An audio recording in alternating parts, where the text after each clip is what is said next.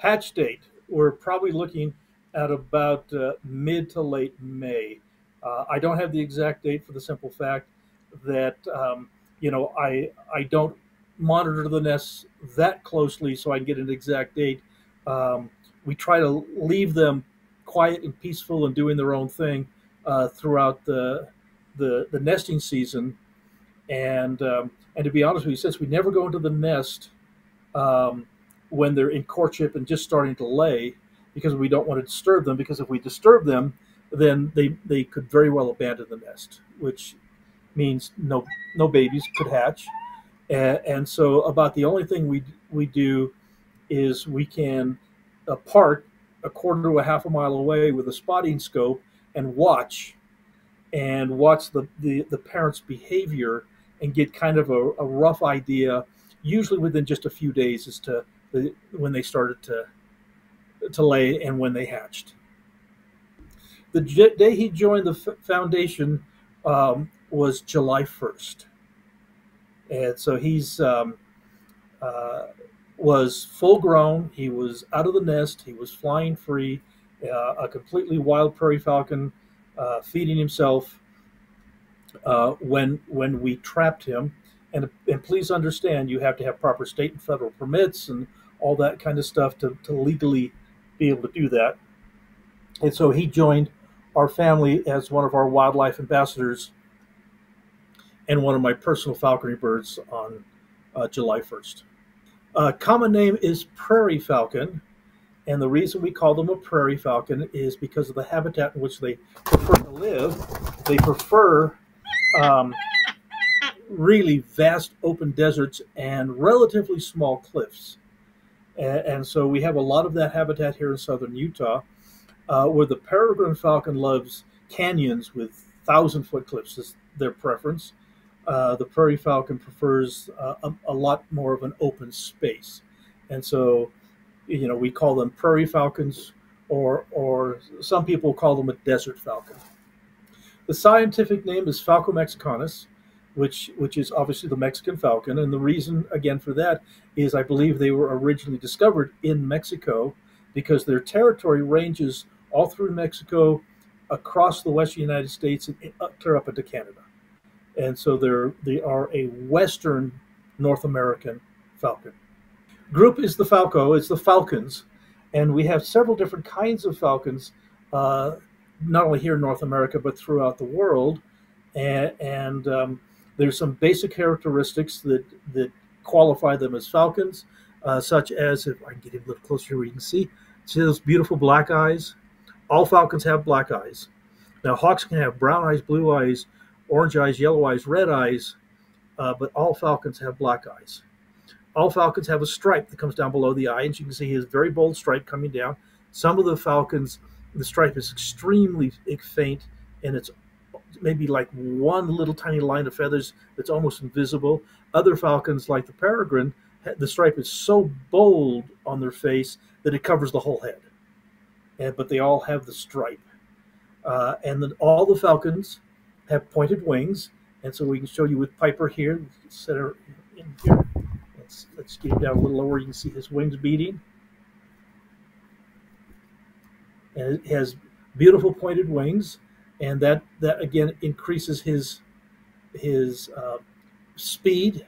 This is not get up here. This is not a bird that soars. Very seldom do you see the large falcons, and they're not pumping their wings as they're flying. Falcons have long, skinny toes. You see right here. Relatively short legs. They don't have the long legs like a lot of the hawks have, because the hawks catch most of what they want on the ground, where the falcon will hit their quarry in a dive at as much as 200 miles an hour. And so if they had long legs and they impacted a duck or a pheasant or any other larger bird, the legs would break. So they need the shorter, thicker legs in order to withstand the impacts that they put their bodies through when they're hunting. So they're built significantly different than hawks and eagles and owls, which makes them fascinating to work with. And you have to adjust your styles and techniques to capitalize on what they do best. Weight, they will range. A small male prairie falcon can be or 300 to 50, 390. Can be that would be very, very small little male prairie falcons, and the males will go up to 450 grams, and that we're talking grams for a larger male. The females will start off at about 700 grams, and they can go as much as 12, even 1300 grams for a very large female.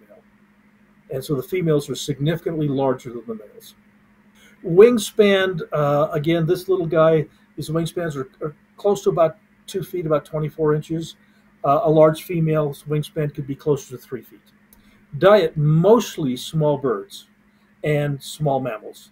The prairie falcon has, as a youngster, learning how to hunt and what it can and cannot eat, will occasionally catch large insects, will occasionally catch even very small lizards, small reptiles, and those kinds of things. But primarily, they eat small mammals and small birds, which kind of separates them from some of the other large falcons, like the peregrine falcon, which is almost exclusively birds.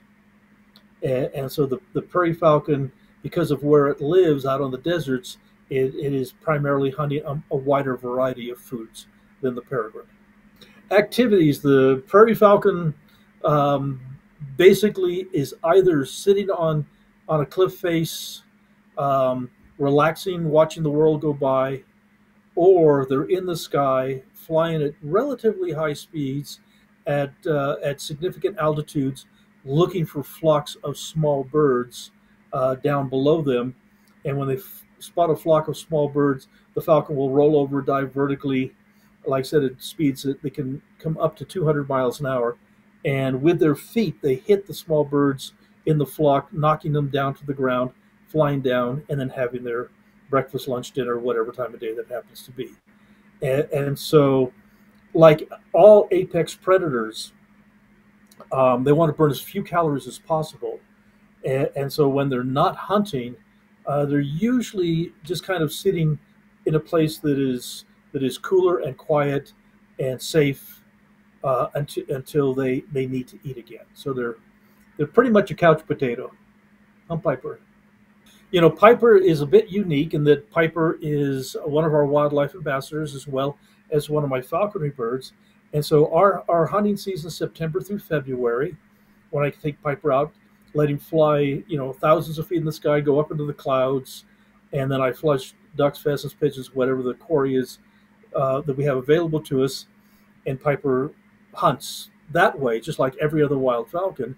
But other than that, Piper is a wildlife ambassador. So he travels with me as we do our educational programs, teaching people about the prairie falcon, and we have other ambassadors as well that we talk about a lot of different kinds of birds of prey. And he does love to basically hang out in the house, in the living room, and watch our new dog, and watch the cat, and just kind of just be a member of the family. And if we're not either out hunting or in the house where he's relaxing on our perch, he is out in a flight chamber where he can relax and sit on a perch and has a bath pan, and he can bathe and just kind of relax. Again, when they're not hunting, they're fairly docile. They just want to be left alone and stay quiet. Temperament and personality of the prairie falcon, that's kind of where we run into an issue with most falconers.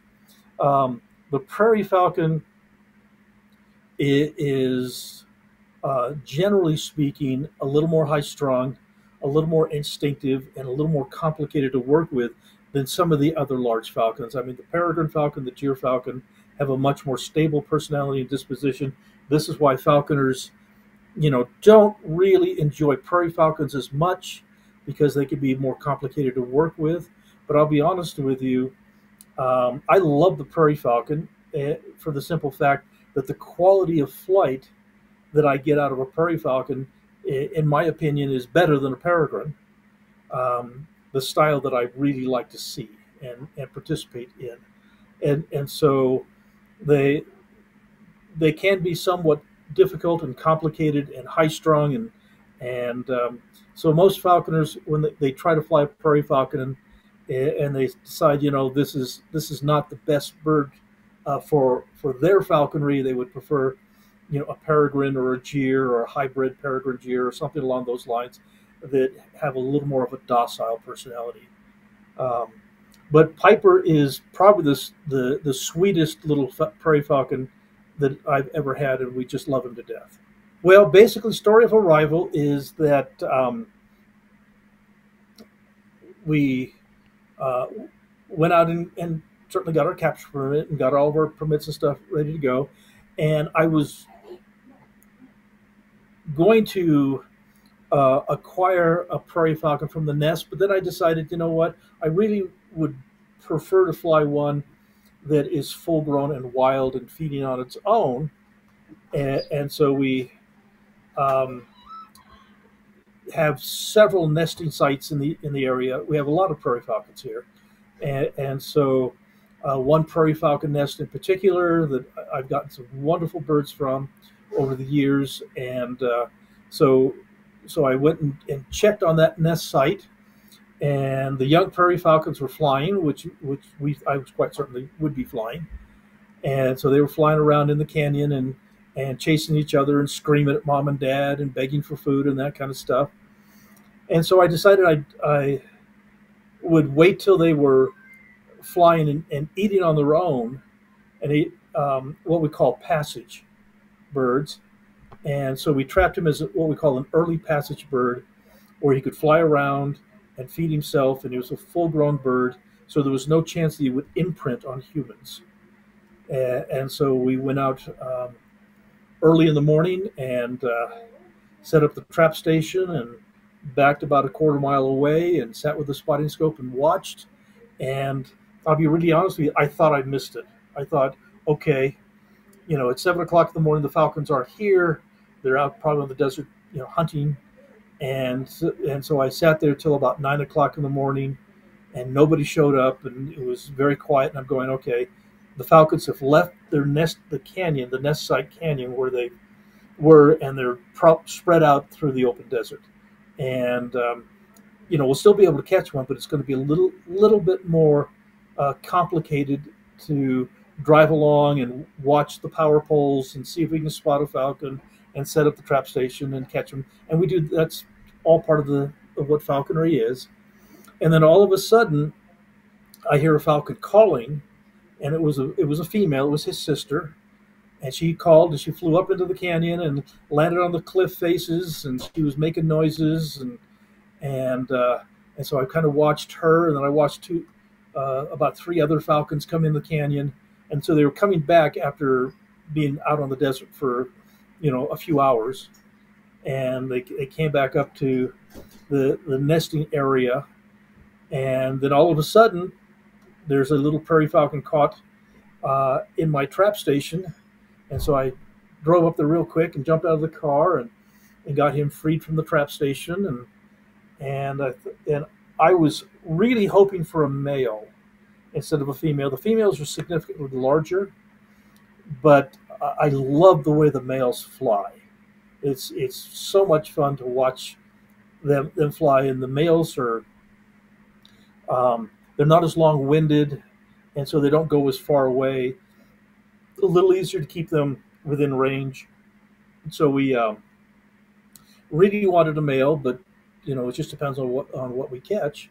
And so here's this little male, and he's in the trap station, and we get him pulled out, and I'm going, well, there's my little boy. He's such a cute little guy. You're such a cute baby. And so we brought him home and put on his little leather anklets and jessies, and I've got a hood for him, and starting to get him used to the equipment. And I sat down in my recliner chair here in the living room, put a towel down so that it wouldn't make a mess on the floor, and started what we call the manning process, which is to acclimate them to their new environment. and we just sit quietly, and I have food for him, and just trying to coax him, say, I'm a really nice guy, and here's food, and we're going to be great friends. And after about oh half hour to an hour of just sitting quietly with him on my glove, and the dog's running out of the house, and the cat's wandering around, the falcon's just being really amazingly good for a prairie falcon, just not being stressed at all. The little guy, jumps off my glove onto my chest, and I'm just kind of sitting there looking at him, kind of laid back, and he's standing right here looking at me, and then he lays down on my chest and just kind of stretches, kind of rolls around, stretches out a little bit, and closes his eyes and takes a nap. And I'm going, there's something really wrong with this prairie falcon. He is far too calm. He's far too pleasant. He's far too sweet. And so he's really has had the nicest temperament of any prairie falcon that I've ever had. And we've just had so much fun with him that we're going to go ahead and work him through the molt, and we're going to fly him again next year, just because it's instead of reintroducing back to the wild, we just had such a great time. We're going to fly him again. Treats, well, it's not really treats. They eat whole animals, and so he eats a lot of English house sparrows, which is an invasive species that we trap as a food source for the birds of prey. They eat a lot of starlings. They eat I raise pigeons, and they eat a lot of pigeons, and they also eat Coturnix quail. We purchase Coturnix quail in by the thousands to feed the injured wildlife, and so they don't get fed treats as much as they get fed their normal diet. Um, these guys would do very, very poorly on cookies and ice cream. Life expectancy um, in the wild for a prairie falcon like this is about 10 to 15 years would be considered normal. Now that's assuming that they survive the first year. With all birds of prey, about 80% of all birds of prey don't survive the first year. The wild's a very, very tough place to make a living, and they have to learn how to feed themselves. They have to learn how to avoid other predators. Um, we've got storms and wind and all sorts of really bad things, barbed wire fences and power lines, and the world is full of a lot of dangers for these guys. So the first year, they have to learn how to survive, and like I said, about 80% don't. Once they get past that first year, then if all goes well, again we're looking at 10, maybe 15 years would be a normal life expectancy for one of these in the wild. But in captivity, because we reduce the threats to them, and they get guaranteed food every day, and they live in a much more comfortable environment. They don't have to sit out on a cliff face uh, at 10 below zero in a snowstorm. They have a much, much better quality of life when they're worked by a qualified falconer. And so in captivity, if all goes well, we're really looking at between 20 to 30 years. So we literally double their life expectancy in captivity uh, if all goes well.